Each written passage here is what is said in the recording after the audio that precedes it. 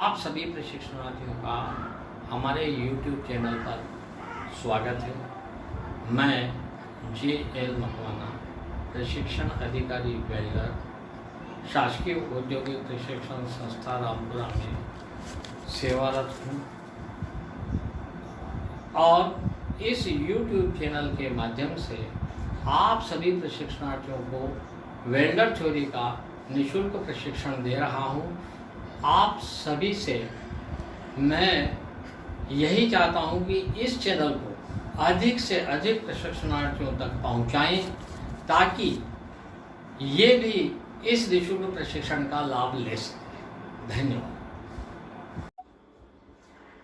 आज के इस लेसन में हम एक बहुत महत्वपूर्ण चीज समझने जा रहे हैं जो कि आर्क वेल्डिंग में एक इम्पॉर्टेंट रोल अदा करती है।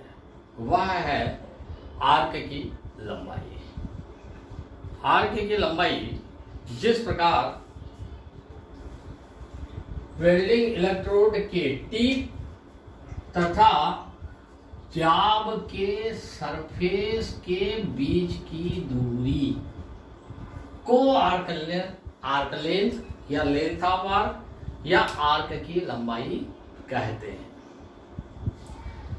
साथियों, इसके अंदर यह जाब का सरफेस है,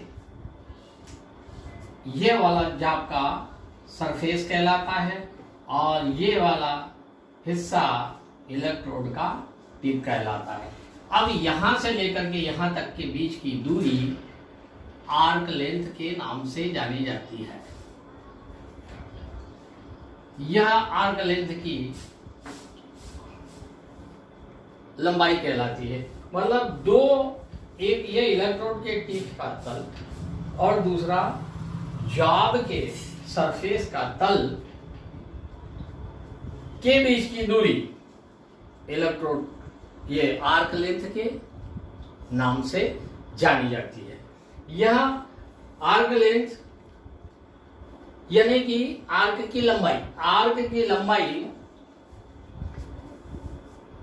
के जो प्रकार हैं वो हैं लघु आर्क यानी कि शॉर्ट आर्क, दीर्घ आर्क यानी कि लॉन्ग आर्क, उचित आर्क यानी कि करेक्ट आर्क। इन आर्क की लंबाई के जो प्रकार हैं उन प्रकारों में अपन सबसे पहले हम इसके बारे में चर्चा करेंगे। लघु आर्क का जो मेंटेन करना पड़ता है वेल्डिंग के दौरान यह है कि आर्क लेंथ का निर्धारण यदि इलेक्ट्रोड का व्यास 3.15 है, इलेक्ट्रोड का कोर वायर का डायमीटर यदि 3.15 मिलीमीटर का व्यास अगर इलेक्ट्रोड के स्टब एंड का है तो यह आर्क लेंथ जो हमें वेल्डिंग कार्य के दौरान मेंटेन करना है तो उसको मेंटेन को हम इतना ही दूरी आर्क लेंथ की जॉब के सरफेस से इलेक्ट्रोड टिप की दूरी हम रखेंगे। यह लघु आर्क यानी कि शॉर्ट आर्क लेंथ कहलाएगी। दूसरी लेंथ आती है दीर्घ आर्क। दीर्घ आर्क का मतलब यह होता है कि जब आर्क की लंबाई यदि 3.15 मिलीमीटर इलेक्ट्रोड के कोर वायर का डायमीटर है और यदि हम उसको 4 mm दूरी तक अगर रखते हैं या उसके डायमीटर की साइज से हम अधिक मेंटेन करते हैं वेल्डिंग कार्य करने के दौरान, तो ऐसी स्थिति में वह आपके दीर्घ आर्क या लॉन्ग आर्क के नाम से जानी जाएगी। तीसरा पॉइंट आता है अपना उचित आर्क। उचित आर्क का मतलब यह है कि पिछले वाले में जब हमने 3.15 रखा था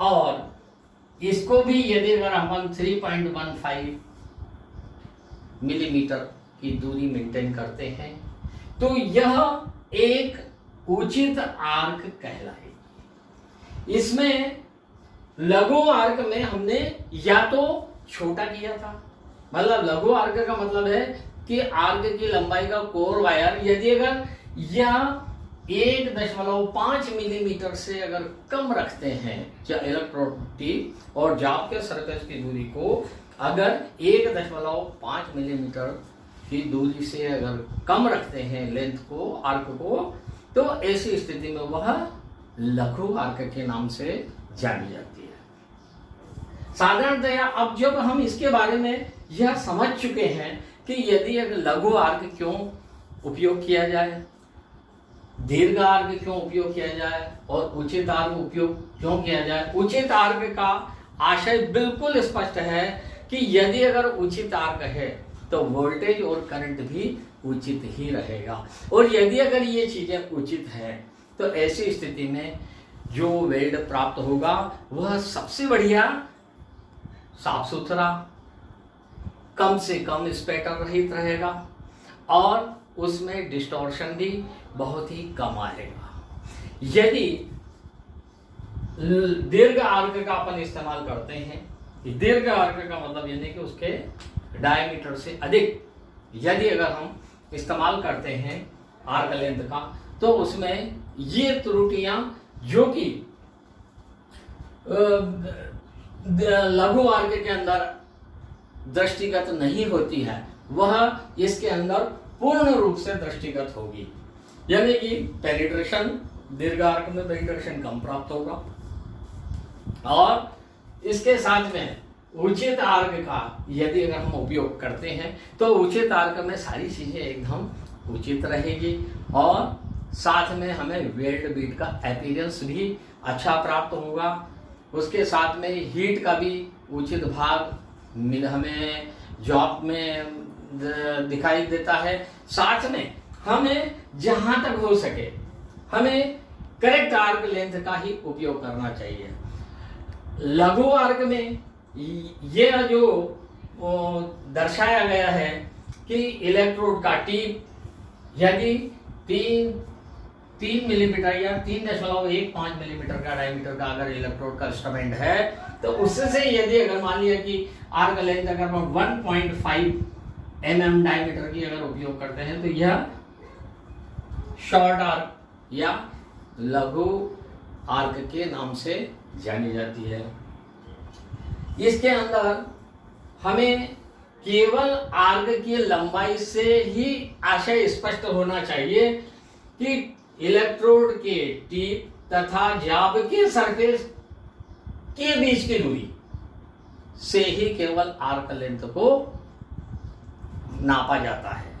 आर्क लेंथ मतलब लेंथ ऑफ इलेक्ट्रोड, यानी कि लेंथ से मतलब इलेक्ट्रोड के लेंथ से नहीं है बल्कि इलेक्ट्रोड के और जाब के सरफेस के बीच में आर्क लगातार बनाए रखने के लिए जो गैप मेंटेन की जाती है वह गैप आर्क लेंथ के नाम से जानी जाती है। साथ में इसमें कुछ इलेक्ट्रिक परिवर्तन भी आते हैं। यदि लघु आर्क यदि रख करके अगर वेल्डिंग की जाती है तो इसमें वोल्टेज और करंट का अनुपात भी इन तीनों प्रकारों के अंदर देखा जा सकता है। वोल्टेज घटेगा तो करंट बढ़ेगा, करंट बढ़ेगा तो वोल्टेज घटेगा। इस प्रकार का अनुपात इनके अंदर दृष्टिगत रखते हुए किया जाता है। यदि अगर आप उचित आर्क रखते हैं यानी 3 मिलीमीटर का इलेक्ट्रोड है और 3 मिलीमीटर की ही डिस्टेंस अगर हम रखते हैं इलेक्ट्रोड टिप और जॉब के सरफेस के बीच में, तो इससे हमें बहुत ही अच्छी वेल्डिंग हमें प्राप्त होगी। इसके लिए मैं आपको अच्छा यानी इलेक्ट्रोड से संबंधित आर्क की लंबाई से संबंधित इस चैप्टर के अंदर यह महत्वपूर्ण बात है कि आर्क लेंथ को मेंटेन यदि अगर हम अच्छे से करते हैं, शॉर्ट आर्क लेंथ का उपयोग करते हुए यदि अगर किसी जॉब पर वेल्डिंग करते हैं तो एक यह वेल्डिंग करेक्ट आर्क लेंथ द्वारा की गई वेल्डिंग में सबसे महत्वपूर्ण हमें एक ही चीज प्राप्त होगी, वह हमें यह विश्वास दिलाती है कि हमने जो शॉर्ट आर्क लेंथ से रखते हुए या उचित आर्क लेंथ रखते हुए जो वेल्ड किया है उसमें कम से कम दोष उत्पन्न होंगे, क्योंकि उसमें पोरोसिटी नहीं आती है। हीट का मुख्य भाग पूरे जॉब सरफेस पर केंद्रित होकर के वेल्डिंग को बहुत अच्छे से इस प्रकार से सूक्ष्मता से वह वेल्ड मेटल को पिघालता है। मोल्टेन पूल स्वस्थ तरीके से बनता है, साथ ही उसके अंदर आने वाले वेल्ड पडल्स, रिपल्स, क्रैटर्स ये सारे के सारे एक जैसे प्राप्त होते हैं और उसमें किसी भी प्रकार का ऑक्सीकरण नहीं हो पाता। शॉर्ट आर्क लेंथ में किसी प्रकार का धात्विक ऑक्सीकरण नहीं होता है, इसलिए हमें जहां तक हो सके उचित आर्क का ही हमें उपयोग करना चाहिए। इसके लिए आप हमेशा अपने कार्य में सफल रहें, वेल्डिंग अच्छी प्राप्त हो। धन्यवाद।